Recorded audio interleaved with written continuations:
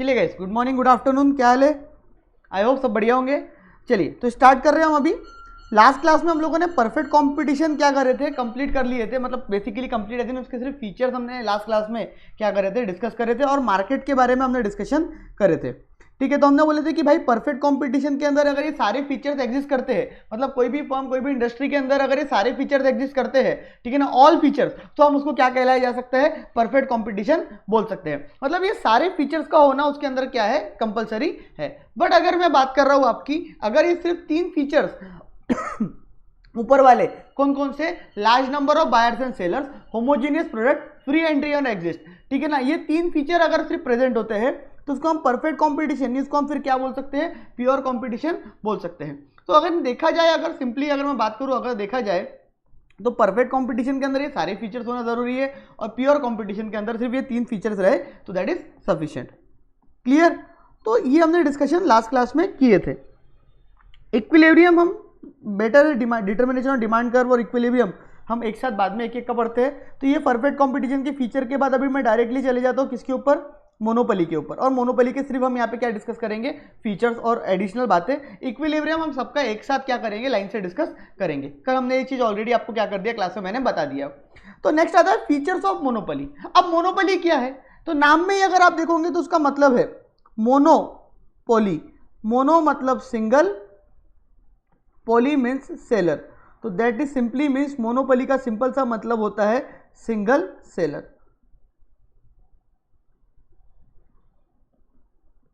Monopoly का simple सा मतलब क्या होता है, सिंगल सेलर। तो मोनो मीन्स सिंगल और पॉली मीन्स सेलर। तो monopoly simply stands for single seller. हम मोनोपोली को क्या बोल सकते हैं, सिंगल सेलर बोल सकते हैं। तो that is called as what, monopoly. उसको हम क्या बोल सकते हैं, मोनोपोली बोल सकते हैं। तो फीचर्स ऑफ मोनोपोली क्या क्या है, सारे फीचर्स हमको एक के बाद एक क्या करने हैं, हमारे को स्टडी करने हैं। तो these are the features of monopoly, एक एक करके हम उसको क्या करते हैं, पढ़ते हैं। तो सबसे पहली अगर मैं बात कर रहा हूँ तो मोनोपोली का अगर मैं मतलब बता रहा हूँ तो दैट इज उसके अंदर क्या क्या होता है। देखो हमने परफेक्ट कंपटीशन में क्या बोले, परफेक्ट कंपटीशन मतलब फुल कंपटीशन है, पूरा का पूरा वहां पे क्या है, कंपटीशन है। मतलब ऐसा नहीं बोल सकते कि परफेक्ट कंपटीशन के अंदर क्या बोलते, कोई बंदा अपने हिसाब से काम काज चला सकता है, नहीं, उसको इंडस्ट्री के हिसाब से क्या करना पड़ेगा, चलना पड़ेगा। जो प्राइस भी है वो भी कौन डिसाइड करती है, इंडस्ट्री डिसाइड करती है। बट मोनोपोली एक ऐसा फॉर्म ऑफ बिजनेस ऑर्गेनाइजेशन है, एक ऐसा फॉर्म ऑफ मार्केट है, नॉट ऑर्गेनाइजेशन, एक ऐसा फॉर्म ऑफ मार्केट है जहां पे सिर्फ और सिर्फ एक सिंगल सेलर रहता है, ठीक है ना, मतलब उसके अलावा वहां पे और कोई सेलर्स नहीं है। I am not saying single buyer रहता है, बायर्स तो यहाँ पे भी बहुत सारे रहेंगे, ठीक है ना, लेकिन जो सेलर रहता है वो सिर्फ और सिर्फ क्या रहता है, सिंगल रहता है। तो क्या सर ऐसी चीजें सही में एग्जिस्ट करती है? तो मैं बोलूंगा हाँ, रेलवे वो भी अकेला है, सिंगल सेलर है रेलवे भी। तो railway is an example of monopoly, तो हम रेलवे को बोल सकते हैं monopoly. The word monopoly means alone to sell, मतलब अकेला है seller. In a monopoly there is only one seller. If one producer can produce a product which has no substitute and exclude competitions such that he controls the supply of that product, he will be a monopolist। मतलब क्या होता है भाई, monopoly का अगर मैं मतलब बोलूँ तो मोनोपोली का मतलब होता है अलोन टू सेल, मतलब सिंगल है, क्या है, सेलर है, there is only one seller, ठीक है ना। If one producer can produce a product which has no substitute exclude competition, मतलब एक ऐसा प्रोड्यूसर भाई जो एक ऐसा प्रोडक्ट बना रहा है जिसका कोई सब्स्टिट्यूट ही नहीं है, मतलब आप उसके अलावा कोई और चीज यूज ही नहीं कर सकते, ठीक है ना, आपके पास मजबूरी है कि आपको वही यूज करना पड़ेगा। तो दैट मीन्स वो एक ऐसा प्रोडक्ट बना रहा है जिसका कोई मार्केट में सब्स्टिट्यूट अवेलेबल ही नहीं है, ठीक है ना। एंड एक्सक्लूड कंपटीशन, मतलब there is no competition in that, कोई कंपटीशन ही एग्जिस्ट नहीं करता। Such that he control the supply of that product, he will be called as monopolist. तो भाई साहब वहां पे एक चीज हो जाती है, क्योंकि वो अकेला प्रोड्यूसर रहता है, एक प्रोडक्ट बेचता है, अकेला प्रोड्यूसर होता है, ठीक है ना, तो बट ऑब्वियस सी बात है वो पूरा का पूरा सप्लाई को क्या करता है, कंट्रोल करता है। तो यहाँ पे इंपॉर्टेंट क्या हो जाता है, क्योंकि सेलर भी एक है, प्रोड्यूसर भी एक है, मतलब वही सेलर है, वही प्रोड्यूसर है, बात खत्म हो गई, उसके अलावा और कोई है ही नहीं मार्केट में। और उसके जो प्रोडक्ट है उसका कोई प्रोडक्ट का सब्स्टिट्यूट भी अवेलेबल नहीं है मार्केट में, मतलब अगर आप देखोगे तो there is no substitute available for that product, वो प्रोडक्ट का कोई सब्स्टिट्यूट मार्केट में अवेलेबल ही नहीं है, ठीक है। तो फिर ऐसे केसेस में हम बोल सकते हैं, हम क्या बोल सकते हैं कि भाई वही मार्केट के सप्लाई को क्या करेगा, पूरी तरीके से कंट्रोल करेगा। वहां पे अगर मैं बात कर रहा था परफेक्ट कंपटीशन में, तो वहां पे परफेक्ट कंपटीशन में सप्लाई को पूरी इंडस्ट्री कंट्रोल करती है, इवन प्राइजेस भी पूरी इंडस्ट्री मिलकर बनाती है, कोई एक सिंगल फर्म नहीं करती। बट यहाँ पे इशू ये है कि यहाँ पे एक ही फर्म है वही फर्म है, वही इंडस्ट्री है, सब वही है, तो वही मार्केट को भी क्या करेंगी, कंट्रोल करेंगी, मार्केट के सप्लाई को भी वो क्या करेंगी, कंट्रोल करेंगी। Firm industry is equals to industry, ये इज इक्वल्स टू है यहाँ पे, अगर आपको नहीं दिख रहा होगा तो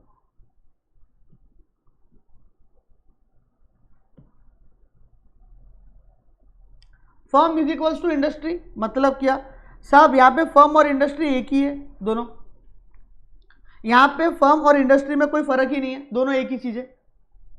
सर ऐसा क्यों बोल रहे हैं आप, क्योंकि एक ही फर्म होती है पूरे मार्केट के अंदर, एक ही प्रोड्यूसर, एक ही फर्म है। हम क्या बोलते हैं, इंडस्ट्री मतलब क्या, इंडस्ट्री मतलब सिमिलर प्रोडक्ट्स को बेचने या बनाने वाली ग्रुप ऑफ कंपनीज या ग्रुप ऑफ फर्म्स, उनको हम क्या बोलते हैं, इंडस्ट्री बोलते हैं।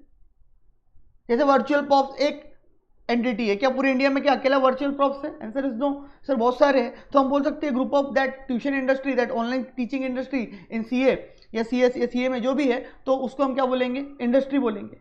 Are you getting my point. But यहाँ पे पॉइंट क्या है कि फर्म एक ही है तो पूरे मार्केट भी एक ही है, मतलब वही फर्म मार्केट है, वही फर्म सिंगल फर्म है, वही फर्म क्या है, इंडस्ट्री है। Are you getting my point. क्योंकि वो मोनोपोली, अगर मान लो एक से ज्यादा फर्म है तो फिर मोनोपोली की बात ही नहीं बचती ना, फिर तो कॉम्पिटिशन आ जाएगा। मोनोपोली कब हो सकती है, जब अकेला कोई हो मार्केट में, अगर उसके अलावा एक भी बंदा मार्केट में उतर जाता है तो वहां पे कंपटीशन हम बोल देंगे, क्योंकि कंपटीशन हो जाएगा वहां पे एग्जिस्ट।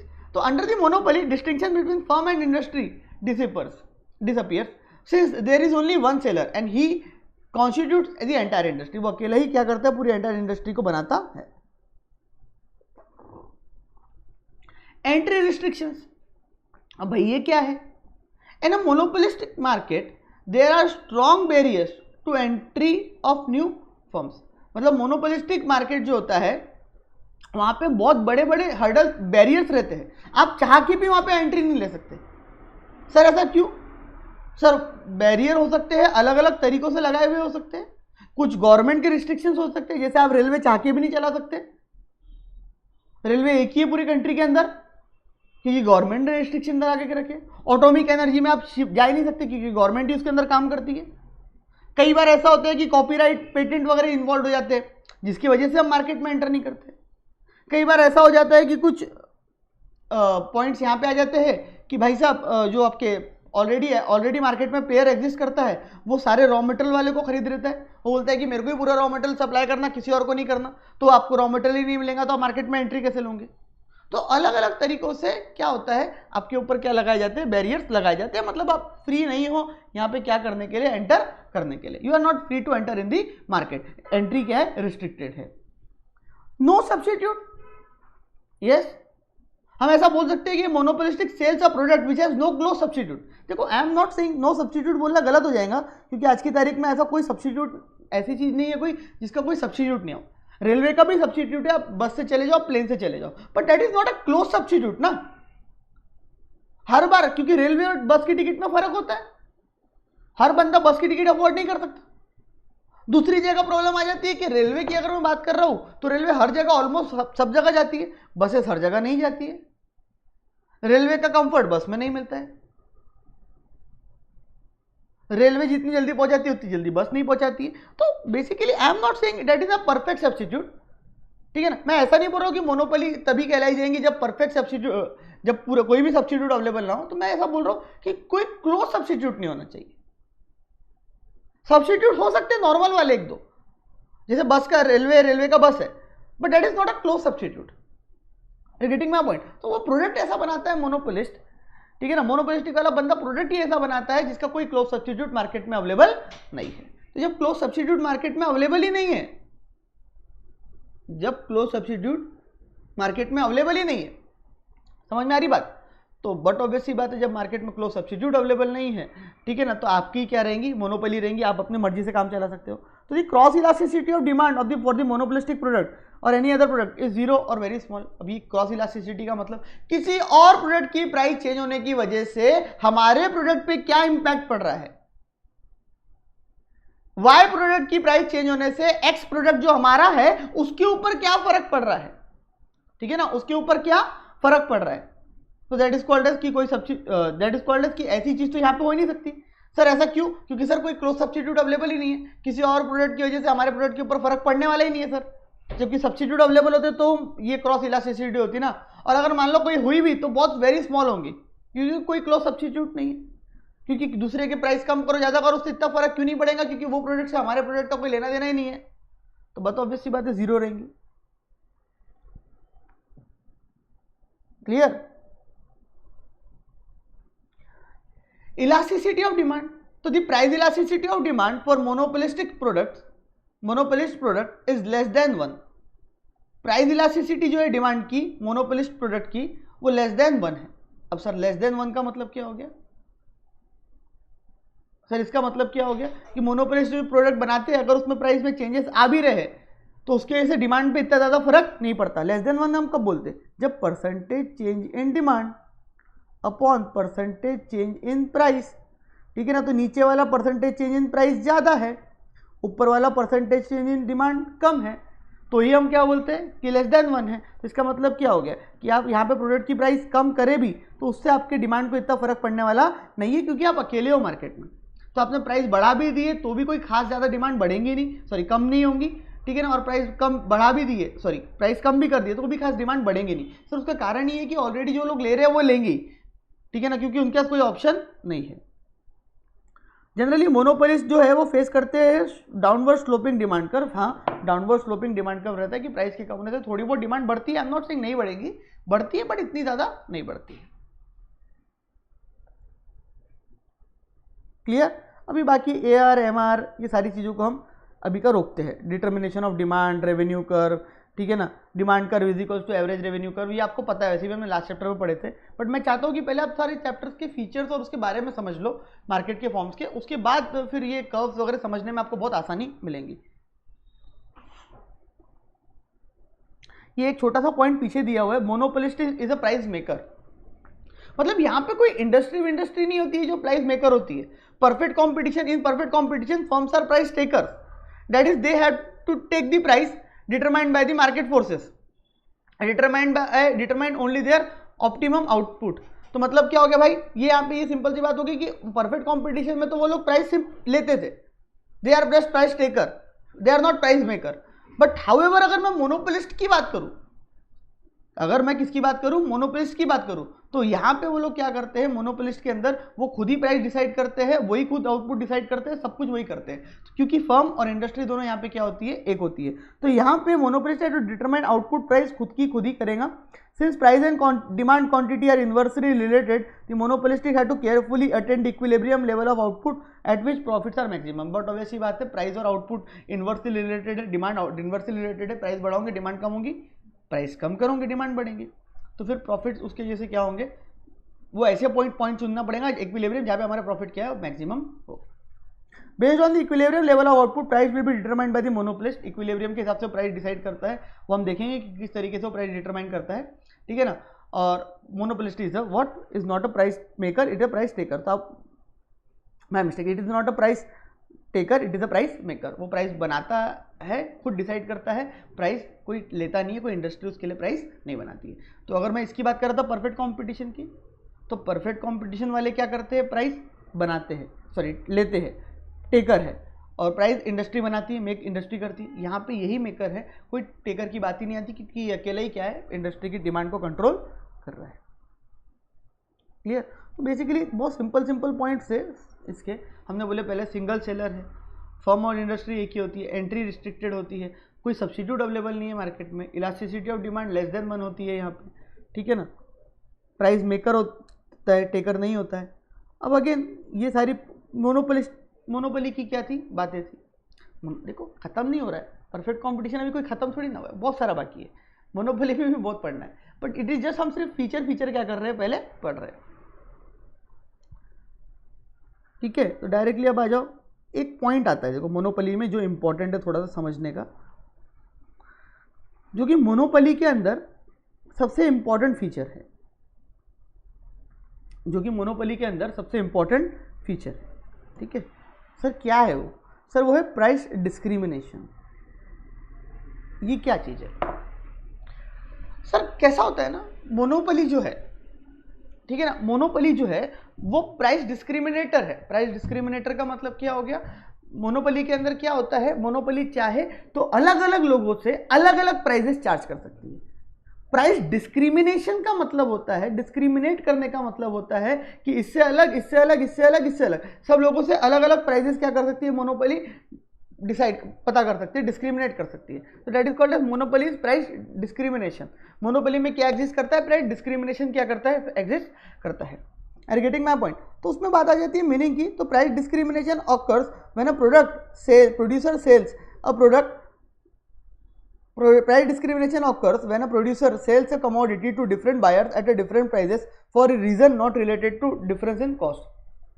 मतलब price discrimination occurs when a product sells a commodity to a different buyer at a different prices for a reasons not related to differences in cost. मतलब क्या, मतलब मैं तुमसे 10 रुपये चार्ज कर रहा हूँ, मैं बाजू वाले से 11 रुपये चार्ज कर रहा हूँ, मैं उससे 15 रुपये चार्ज कर रहा हूँ, मैं उससे 50 रुपये कर रहा हूँ, मैं उससे 100 रुपये कर रहा हूँ। तो बेसिकली बोलने का यहाँ पे मतलब क्या आ गया, बोलने का मतलब यहाँ पे ये है कि मैं अलग अलग लोगों से अलग अलग प्राइजेस क्या कर रहा हूँ, यहाँ पे चार्ज कर रहा हूँ, बट मेरी कॉस्ट सेम है। ऐसा रीजन ये नहीं है कि मेरी कॉस्ट अलग अलग है, कॉस्ट तो मेरी सेम है, सबके लिए मेरी एक ही कॉस्ट लग रही है सबके केसेस में, लेकिन मैं फिर भी सबसे अलग अलग प्राइसेस क्या कर रहा हूं, चार्ज कर रहा हूं। सर ऐसा एग्जांपल मेरे को दो ना कोई। सर रेलवे हो सकता है बहुत अच्छे एग्जांपल। रेलवे में आप देखते हो सीनियर सिटीजन्स के लिए कम पैसे लगते हैं, बच्चों के लिए कम पैसे लगते हैं, बड़ों के लिए ज़्यादा लगते हैं, मिडिल एज वालों के लिए, जवानों के लिए, सबके लिए कॉस्ट तो उसके लिए वही लग रही है ना, वो एक ही सीट पर बैठ के जा रहे हैं, वही ट्रेन दौड़ रही है, उसी में सीनियर सिटीजन भी बैठा है, उसमें जूनियर भी बैठा है, तो दोनों के बीच में प्राइस डिस्क्रिमिनेशन ही हो रहा है ना। और क्या हो रहा है, होता है नहीं होता है, बिल्कुल होता है सर। तो this is the example of price discrimination. Doctor लोग बहुत करते हैं ये, अब सही भी होता है कई बार, ये गरीबों से कम पैसे लेंगे, अमीरों से ज्यादा लेंगे, सही भी है, गलत नहीं है, लेकिन प्राइस डिस्क्रिमिनेशन तो है ना। तो ये प्राइस डिस्क्रिमिनेशन, अलग अलग बायर से अलग अलग प्राइस चार्ज करना सेलर द्वारा, ठीक है ना, that is called as price discrimination. Price discrimination is possible under monopoly where the seller can influence the price of a product, where the seller can influence the price of a product। हाँ, price discrimination monopoly में possible है, उसका reason ही ये है कि price को seller क्या कर सकता है, इन्फ्लुएंस कर सकता है, क्योंकि प्राइस के ऊपर पूरा का पूरा कंट्रोल किसका रहता है, सेलर का रहता है, क्योंकि वो अकेला है। अगर तुम परफेक्ट कॉम्पिटिशन में प्राइस डिस्क्रिमिनेशन करने जाओ तो वहाँ पे ये चीज़ पॉसिबल ही नहीं है। क्यों नहीं पॉसिबल है, क्योंकि भाई वहाँ पे मार्केट प्राइस क्या करता है, डिसाइड करता है, और तुम्हारा कोई मार्केट के ऊपर इन्फ्लुएंस नहीं है। तुमने अगर इससे 10 रुपये चार्ज करे, दूसरे वाले से 12 करे, तो दूसरा वाला तुम्हारी दुकान पे आएगा ही नहीं, तुमसे माल लेंगे ही नहीं।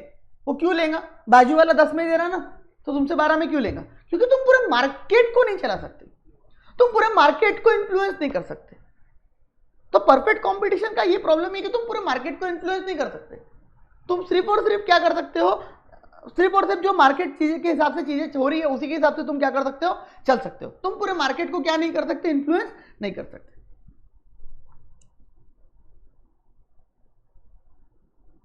इसके क्या ऑब्जेक्टिव होते हैं भाई, क्यों प्राइस डिस्क्रिमिनेशन वो करते हैं? कुछ लोग बोलते हैं कि हमको मैक्सिमम प्रॉफिट अर्न करना है, इसके लिए हम ऐसा करते हैं।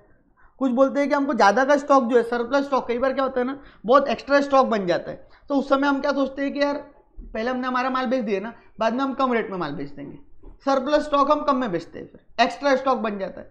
अब उसको क्या करेंगे, तो उसको हम कम रेट में क्या करते हैं, बेचते हैं, क्योंकि उसमें एक्स्ट्रा कॉस्ट तो कुछ लग नहीं रही है, ठीक है ना। इकोनॉमीज ऑफ स्केल, मतलब लार्जर स्केल पे काम करना है, तो इसीलिए भी हम क्या करते हैं, अलग अलग लोगों से अलग अलग प्राइस चार्ज करते हैं। To capture foreign market, foreign market को कैप्चर करने के लिए भी हम अलग अलग लोगों से अलग अलग प्राइसेस। अब तुम बोलोगे सर फॉरेन मार्केट बीच में कहाँ से आ गया इसमें? इंडिया में वही प्रोडक्ट 10 रुपये में बिक रहा है, ठीक है, हम ही वो प्रोडक्ट चाइना में बेच रहे हैं 8 रुपये का, हम ही वो प्रोडक्ट यूएस में बेच रहे हैं 12 रुपये का, क्योंकि हमको क्या करना है, चाइना का पूरा मार्केट कवर करना है, हमारा इंटेंशन है पूरा मार्केट कवर करने का चाइना का, तो हम यही प्राइस अलग अलग मार्केट्स में अलग अलग चार्ज कर रहे हैं। तो फॉरेन मार्केट्स हमको अगर कैप्चर करना है तो कई बार हम उसको अपने नॉर्मल प्राइस से भी कम में बेच डालते, just to capture the foreign market. To secure equity through pricing, हाँ, अब इक्विटी लेना चाहते हो, सिक्योर करना चाहते हो प्राइसिंग के थ्रू, खास पॉइंट इंपॉर्टेंट नहीं है बट ठीक है, क्लियर। एग्जांपल्स दिए हुए, डॉक्टर्स में चार्ज रिच पेशेंट से ज़्यादा, गरीब से कम। इलेक्ट्रिसिटी रेट होते हैं, होम कंजम्पशन के केस में इलेक्ट्रिसिटी रेट अगर आप बिल के पीछे जाके देखोगे तो कम होते हैं, यही अगर आप रूरल एरिया में और कम होते हैं, अर्बन में ज़्यादा होते हैं, ठीक है ना। इंडस्ट्रियल एरिया के थोड़े से ज़्यादा रेट होते हैं, एक्सपोर्ट प्राइसेस जो होती है वो चीपर होती है डोमेस्टिक सेलिंग प्राइस से। क्यों? क्योंकि उनको एक्सपोर्ट्स को बढ़ावा देना है, फॉरेन मार्केट को कवर करना है। रेलवे जो है चार्ज करता है अलग अलग, railway charge separate rate for high value relatively small bulk commodities which can bear higher freight charges. Railway charge करता है separate rate for high value और relatively small bulk commodity which can bear higher freight and then other categories. हाँ, ज़्यादा quantity रही तो हम rate कम लगा देंगे, कम क्वांटिटी रही तो हम ज़्यादा रेट लगाएंगे कि पुराता नहीं है। फिर सब्सक्रिप्शन रेट होते हैं सर्टन जनरल्स के लिए, स्टूडेंट्स के लिए अलग होते हैं, बाकी लोगों के लिए अलग होते हैं। स्टूडेंट जो होते हैं वो उनके लिए 10 रुपये 20 रुपये 50 रुपये में दे देंगे, बट यही अगर प्रोफेशनल से नॉर्मल लोग हैं तो उनके लिए वही चीज़ 500-600 रुपये में मिलेंगी। तो ये बाइफर्केशन इस तरीके से एग्जाम्पल्स है। ठीक है, अब नेक्स्ट क्या आता है, pre condition for price discrimination. क्या प्री कंडीशन है, क्या पॉसिबल हो पाता है ये? तो भाई ये सारी कंडीशंस है, प्राइस डिस्क्रिमिनेशन इज पॉसिबल, तभी पॉसिबल हो पाता है प्राइस डिस्क्रिमिनेशन जब ये सारी कंडीशंस क्या होती है, एग्जिस्ट करती है। तो price discrimination is possible only when, price discrimination is possible only when यदि फॉलोइंग कंडीशंस आर एप्लीकेबल। अगर ये फॉलोइंग कंडीशंस एप्लीकेबल है, ये सारी कंडीशंस एप्लीकेबल है, तभी प्राइस डिस्क्रिमिनेशन पॉसिबल है, अदरवाइज तो प्राइस डिस्क्रिमिनेशन पॉसिबल ही नहीं है। ठीक है ना, आप पॉसिबल आपके लिए प्राइस डिस्क्रिमिनेशन करना पॉसिबल ही नहीं है। पहला आता है उसमें सेलर्स कंट्रोल। सेलर का मार्केट की सप्लाई के ऊपर कंट्रोल है क्या, तभी वो प्राइस डिस्क्रिमिनेट कर सकता है। अगर उसका मार्केट के सप्लाई के ऊपर कंट्रोल ही नहीं है पूरा, तो फिर तो भाई उसमें दिक्कत ही आ जाएगी कि तुम्हारे से कोई बंदा माल ही नहीं लेगा, वो तो दूसरे से जाके माल लेगा। तुमसे क्यों लेगा वो माल? क्योंकि भाई साहब यहाँ पे तो है ही नहीं ना, यहाँ पे तो क्या हो गया, तुम्हारा कंट्रोल ही नहीं है मार्केट के ऊपर। और जब तुम्हारा मार्केट के ऊपर कंट्रोल ही नहीं है तो बंदा तुमसे माल परचेस क्यों करेगा? वो बोलेगा मैं दूसरे के पास चले जाता, दूसरे से माल परचेस कर लेता। तो ये तभी पॉसिबल है जब तुम्हारा मार्केट के ऊपर क्या हो, सेलर का control, that is monopoly power वहां पे रिक्वायर्ड सर्टेन एक्सटेंट तक, अदरवाइज वो पॉसिबल ही नहीं है। Market segmentation, the seller should be able to divide his market into 2 और more sub markets. The market should not be an individual whole of buyers. मतलब ऐसा नहीं हो सकता कि एक सिंगल मार्केट में है तो आप उसके अंदर एक ही अलग अलग चार्ज कर रहे हो। वैसे चाहो तो आप वो भी कर सकते, लेकिन कई बार आप मार्केट को डिवाइड कर देते हो कि ये मार्केट में इतनी प्राइस रहेंगी, ये मार्केट में इतनी रहेंगी, इधर इतनी रहेंगी, उधर इतनी रहेंगी। तो ऐसा मार्केट का सेगमेंटेशन या बाइफर्केशन पॉसिबल होना चाहिए। Differing elasticity, the price elasticity that is e of demand should be different in different market segment. Higher prices can be charge जहां पे ई इज लेस देन 1 है। अब हम ऐसा कर सकते हैं मार्केट सेगमेंटेशन में, ज्यादा प्राइसेस चार्ज करेंगे जहां पे ई इज लेस देन 1 है। सर ई लेस देन 1 है तो वहां पे ज्यादा प्राइस क्यों चार्ज करेंगे? तुम खुद सोचो, ई लेस देन 1 है मतलब प्राइस के चेंज होने से ज्यादा डिमांड में फर्क नहीं पड़ेगा। अरे डिमांड ऊपर रहती, प्राइस नीचे रहती, प्राइस ज्यादा भी चेंज होंगी तो डिमांड में इतना फर्क नहीं पड़ेगा, प्राइस ज्यादा भी चेंज होंगी तो डिमांड में ज्यादा फर्क नहीं पड़ेगा। तभी तो हम बोलते हैं कि ई इज लेस देन 1, तभी हम ये बात बोलते हैं ना कि ई इज लेस देन 1। तो ई इज लेस देन 1 का सिंपल सा मतलब ही वही हो गया कि हायर प्राइसेस जो है वो हम चार्ज कर सकते हैं यहाँ पे। सर उससे क्या होगा, मैंने अगर 50 रुपए से प्राइस बढ़ा भी दी तो मेरी डिमांड इतनी ज्यादा कम नहीं होगी। देखो ई लेस देन 1 है मतलब आपका प्राइस के ऊपर, प्राइस की वजह से आपका जो इम्पैक्ट है वो इतना ज्यादा नहीं हो रहा है। ठीक है ना, तो ई इज लेस देन 1 मतलब आपने प्राइस ज्यादा भी करी कम भी करी तो इतना ज्यादा फर्क उसके ऊपर पड़ नहीं रहा है।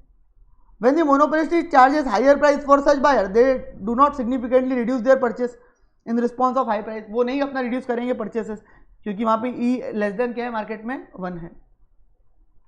No scope for resale. हाँ, अब यहाँ पे दिक्कत ये नहीं होनी चाहिए कि तुमसे कम में लेके जा रहा हो, तुमने कोई कस्टमर को कम में दिए, वो जाके वहां पे और उसके अलावा बेच रहा है, तो यहाँ पे रीसेल का ऑप्शन नहीं होना चाहिए। The buyers of lower price market segment वो रीसेल कर देंगे, should not resell the product to the buyers of high price segment market. तो वो हाई सेगमेंट में जाके रीसेल ना कर दे, ऐसा प्रॉब्लम नहीं क्रिएट होना चाहिए। तो अगर ऐसा नहीं होता तो फिर कोई दिक्कत नहीं है।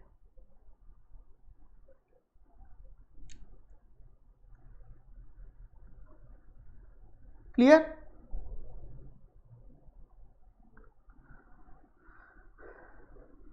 इसको हम एमआर को बाद में देखते हैं। तो यहां तक हमने पढ़े, थोड़ा मार्क करके रखना भाई, ये चैप्टर में आगे पीछे करके पढ़ा रहा हूँ। अगर एक साथ पढ़ाऊंगा तो आप लोगों को दिक्कत समझ में नहीं आएगा, कंपैरिजन नहीं कर पाओगे। अभी जैसे हमने प्राइस डिस्क्रिमिनेशन इसमें पढ़े, ठीक है। अब हम जाते हैं किसके ऊपर, मोनोपोलिस्टिक कंपटीशन के ऊपर, उसके फीचर्स पढ़ते हैं। तो सबसे एक इंपॉर्टेंट फीचर आपने आई थिंक मोनोपोली का समझा, दैट इज प्राइस डिस्क्रिमिनेशन। ठीक है ना, उसका आपने पूरी क्लैरिटी से समझा कि वो कब हो सकता है, कब पॉसिबल है, कब पॉसिबल नहीं है। नेक्स्ट आता है मोनोपोलिस्टिक कंपटीशन। अब मोनोपोलिस्टिक कंपटीशन क्या है? मोनोपोलिस्टिक कंपटीशन मतलब होता है ऐसी जगह, ऐसी कंपटीशन जहां पे large number of buyer sellers है। सर आप तो बोल रहे थे वहां पे भी, मतलब वहां पे very large number of buyer, आप बोल सकते हैं परफेक्ट कंपटीशन में। बट मोनोपोलिस्टिक कंपटीशन एक ऐसा कंपटीशन है जहां पे मोनोपोली से तो ज्यादा ही होंगे, मतलब मोनोपोली में तो एक ही सेलर होता है, बट यहां पे तो एक से ज्यादा ही सेलर होंगे, बट परफेक्ट कंपटीशन से थोड़े कम होंगे। सर मतलब नाम से मतलब समझो, मोनोपोलिस्टिक कंपटीशन। मोनोपोलिस्टिक कंपटीशन का मतलब क्या हो गया?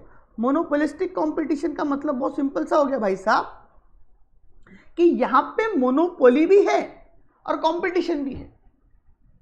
अरे सर मोनोपोली भी और कंपटीशन भी है मतलब आप इसको बोल सकते हैं कंपटीशन एंड मोनोपोली का मिक्सचर। यहां पे कंपटीशन भी एग्जिस्ट करता है, यहां पे मोनोपोली भी एग्जिस्ट करती है, यहां पे दोनों चीजें क्या करती है? एग्जिस्ट करती है। सर ऐसा कैसे हो सकता है कि मोनोपोली भी एग्जिस्ट करे और कंपटीशन भी एग्जिस्ट करे? ऐसा कैसे पॉसिबल है? बिल्कुल पॉसिबल है। यहां पे जो सेलर्स है वो मोनोपोली से ज्यादा है, मतलब एक सेलर नहीं है, ज्यादा है, बट वो परफेक्ट कंपटीशन से कम है।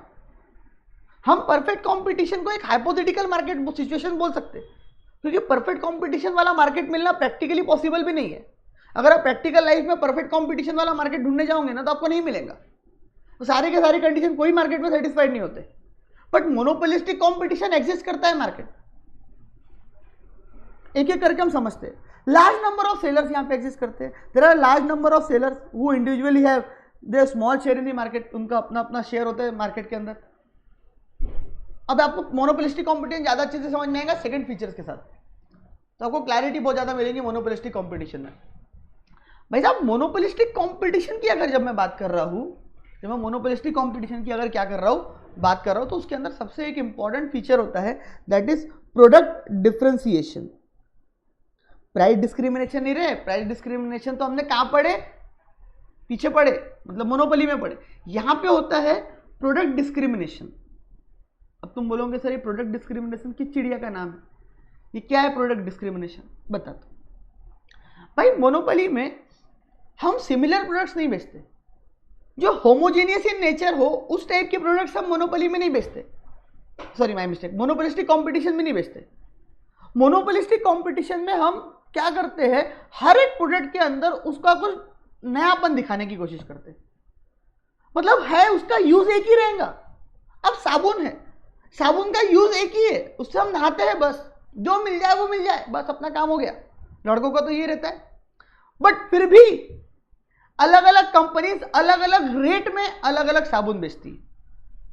यानी कोई कंपनी वही साबुन 20 रुपए का बेचती है, कोई कंपनी साबुन 10 रुपए का भी बेचती है। साइज की बात नहीं कर रहा हूं, आप देख लेना सेम साइज वाले भी साबुन होंगे, वो हर कंपनी अलग अलग बेचती है और आप ब्रांड के हिसाब से उसको खरीदते भी हो। तो ऐसा क्यों? क्योंकि हर कंपनी, साबुन का तो काम नहाना ही है ना, और क्या क्या काम आता है? मैल निकालने के, नहाने के, और क्या काम आता है?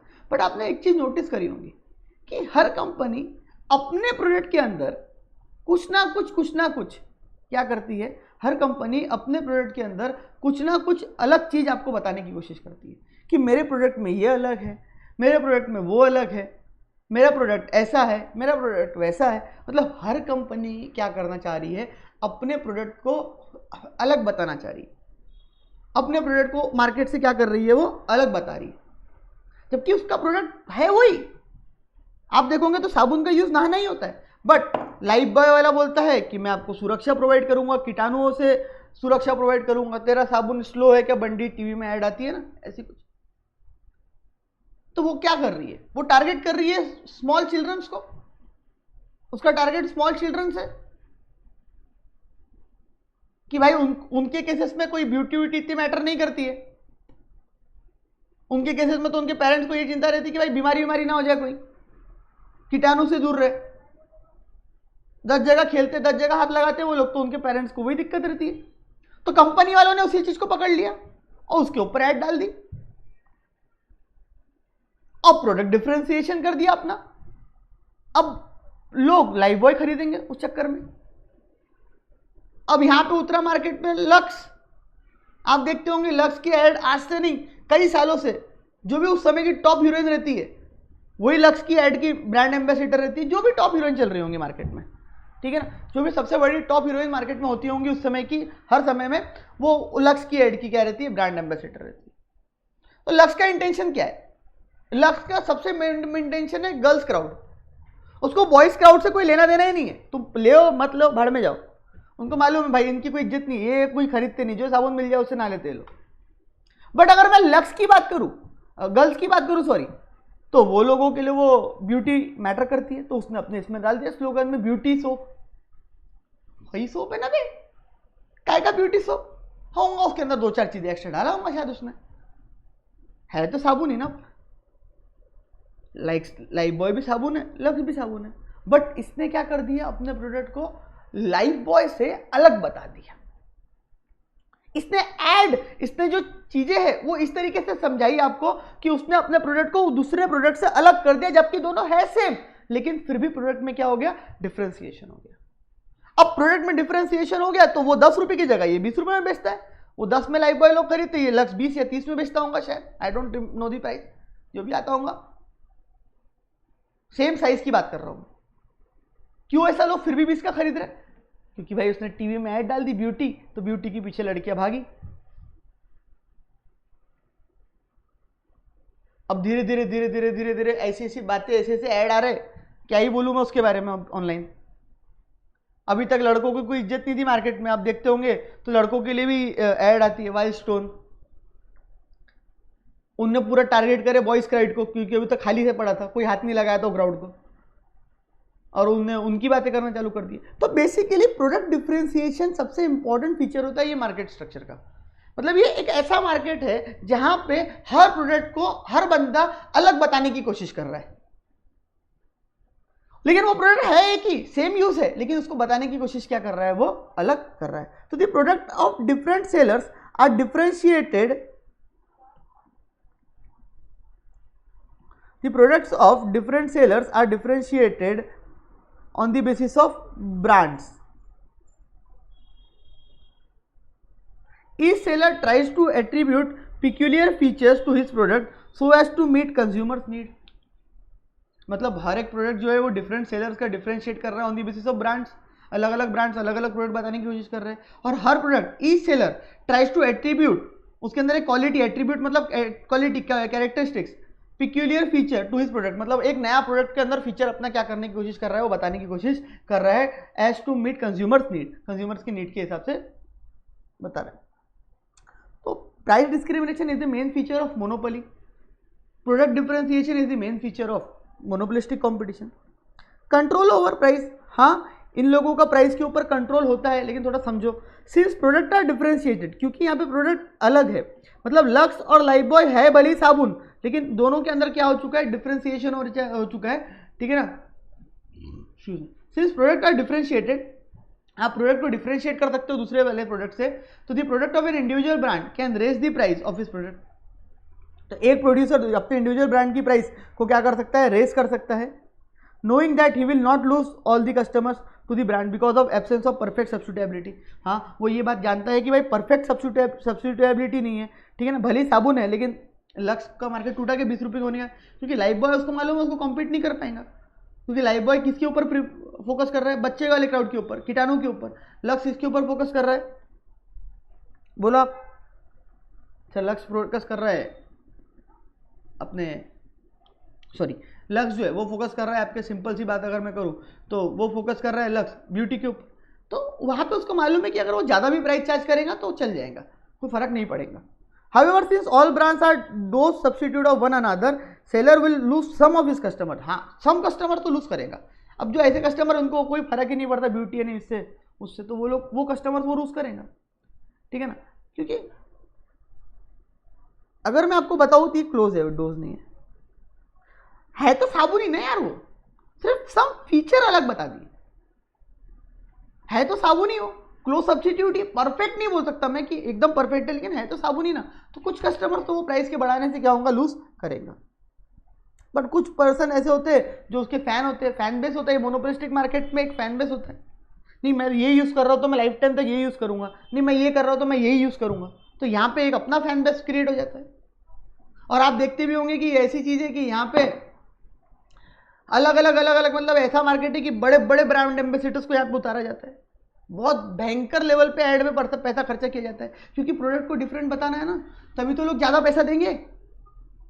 इसीलिए बड़े बड़े ब्रांड एम्बेसडर्स बनाए जाते हैं, मतलब शाहरुख खान को लेके आ जाएंगे, कभी करीना कपूर को लेके आ जाएंगे, कभी भगवान जाने किस किस को लेके आ जाएंगे, दीपिका को लेके आ जाएंगे, कभी कैटरीना को लेके आ जाएंगे, कभी सलमान को लेके आ जाएंगे, तो मतलब ये बड़े बड़े को लेके आ जाते हैं। यहाँ पे एक सबसे इंपॉर्टेंट बात है कि यहाँ पे नॉन प्राइस कंपटीशन है। भाई यहाँ पे कोई प्राइस के लिए लड़ ही नहीं रहा है, ये मार्केट में प्राइस का इतना लड़ाई है ही नहीं। यानी यहाँ पे ऐसा नहीं होता है कि तेरी प्राइस 10 रुपये तो मैं 9 रुपये कर देता या 8 रुपये कर देता तो मेरे पास 10 कस्टमर ज़्यादा आ जाएंगे, नहीं, यहाँ पे प्राइस की लड़ाई नहीं है, यहाँ पे प्रोडक्ट को अलग बताने की लड़ाई है।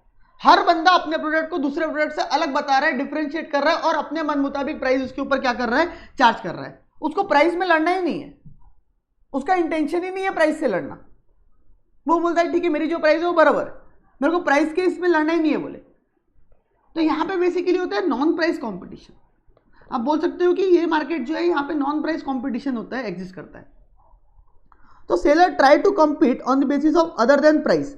एग्जाम्पल एग्रेसिव एडवर्टाइजमेंट, कोई लोग ज़्यादा एडवर्टाइजमेंट करते हैं, कोई लोग पब्लिसिटी एडवर्टाइजमेंट ज़्यादा करते हैं, कोई प्रोडक्ट इंप्रूवमेंट और डेवलपमेंट की बात ज़्यादा करते हैं, ठीक है ना। डिस्ट्रीब्यूशन अरेंजमेंट किसका बहुत अच्छा रहता है, किसी की आफ्टर सेल सर्विस अच्छी रहती है, तो वो सब इसमें लड़ाई करते हैं मार्केट में। किसमें ज़्यादा नहीं लड़ते, प्राइस के अंदर ज़्यादा लड़ाई नहीं होती है।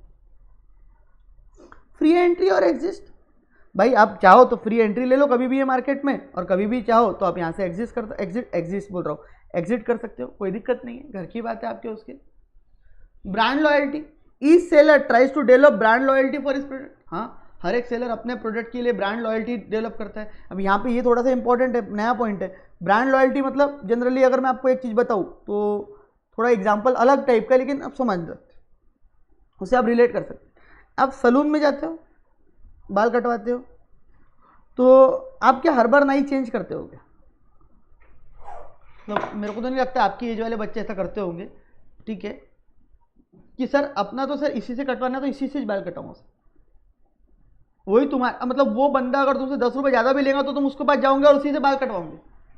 क्यों ऐसा? क्योंकि यहाँ पे ब्रांड लॉयल्टी होगी कि वो अच्छे काट के देता है, वही अच्छा है, दूसरे के बाद तुम जाना पसंद ही नहीं करोगे। तो बोल सकते कि उसका तुम्हारे ऊपर मोनोपोली कंट्रोल है। हाँ, क्योंकि तुमको अच्छा लग गया तो उसका तुम्हारे ऊपर मोनोपोली कंट्रोल हो गया। दूसरा, तुम साबुन वाबुन के केस में ले सकते, तुम ये यूज़ करो तो ये यूज़ करोगे। लड़कों के लोगों की बात नहीं कर रहा मैं, अपन लोग पिक्चर में नहीं है। नहीं, आजकल तो खैर लड़के लड़के भी मैं देखा है कि उनको भी बहुत फ़र्क पड़ता है, ब्यूटी सुंदरता और इन सब से होता है उनके लिए भी, लेकिन यस, बट उनके अलावा बाकी लोगों की अगर मैं बात करूँ, गर्ल्स के तो भाई यहाँ पे तो उनका ऐसा है, लॉरियल तो लॉरियल ही यूज़ करना, और क्या क्या आते हैं लैक्मे तो लैक्मे यूज़ करना। मेरे को नहीं मालूम ज़्यादा नाम, मैं जो टीवी में सुनता हूँ बता रहा हूँ, ठीक है ना, उस वजह से। सोप का एग्जांपल मैंने दे के रखा है, आप खुद भी पढ़ सकते हैं। इक्विलिब्रियम हम इसका बाद में देखेंगे, मतलब आगे देखेंगे।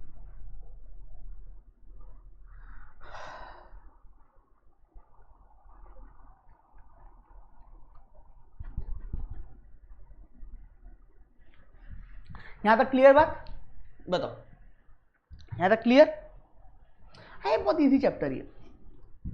ओलिगोपोली हम एक काम करते हैं, उसको एकदम आखिरी में लेते हैं एक साथ अलग से, क्योंकि कैसा है ना, उसके अंदर फीचर्स मतलब ठीक है, बट उसके अंदर जो ग्राफ भी है ना, वो सब एकदम बाकियों से अलग है, उसके बाकियों से ऐसा कोई लेना देना नहीं है।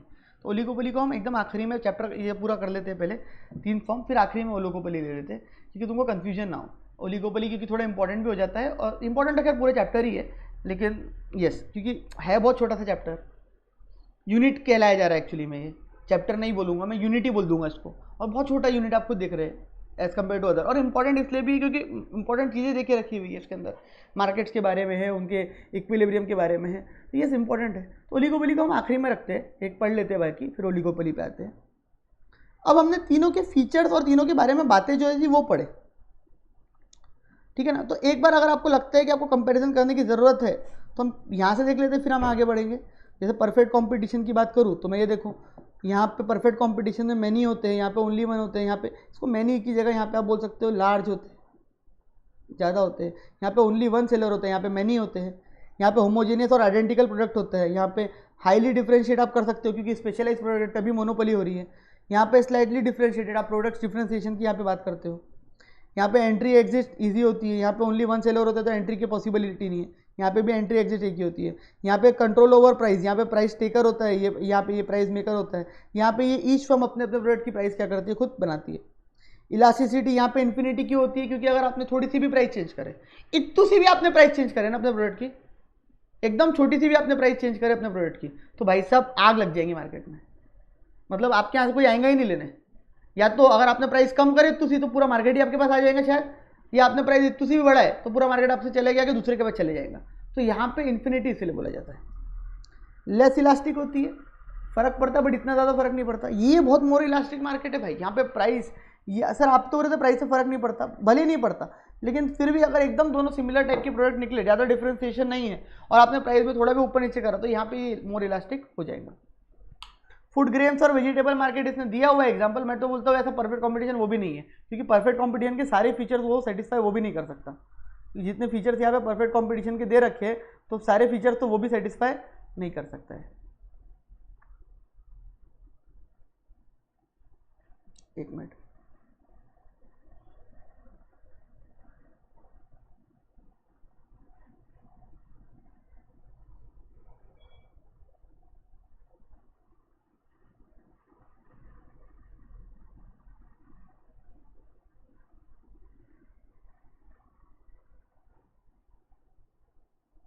एक मिनट।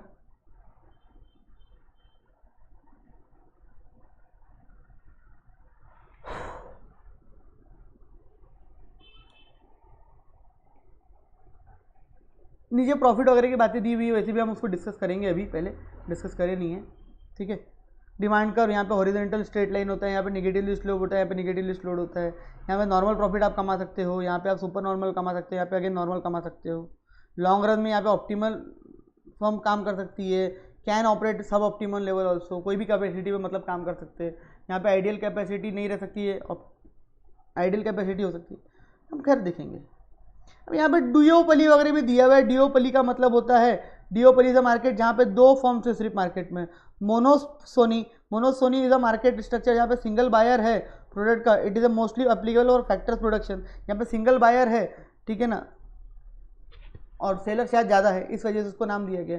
ओलिगोसोनी, ये small number of large buyers यहाँ पे है। ये अपने काम के इतने है नहीं, बट दिए बुक में मैंने एक्स्ट्रा मॉड्यूल में तो नहीं दिया आपको ये सब, बट एक्स्ट्रा मैंने दे रखे। बायलैटरल मोनोपोली, यहाँ पे it is a market structure which there is only one single buyer and a single seller. यहाँ पे मार्केट सेलर भी एक ही है, बायर भी एक ही है, दोनों एक ही है। इस तरीके से बायलैटरल बायलैटरल क्यों, क्योंकि सेलर साइड में भी एक ही है, बायर साइड में भी एक ही है, दोनों एक ही है, इसीलिए इसको बायलैटरल मोनोपोली बोला जाता है।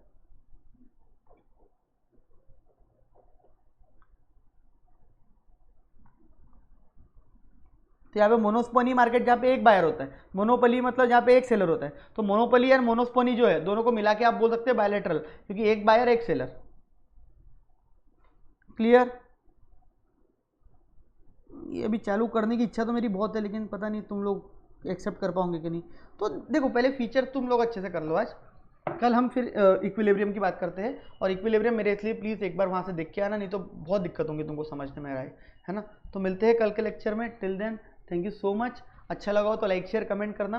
बस हमारा इक्विलिब्रियम अभी एक एक करके हमको देखना है, पहले परफेक्ट कंपटीशन का, फिर मोनोपोली का, फिर मोनोपोलिस्टिक कंपटीशन का।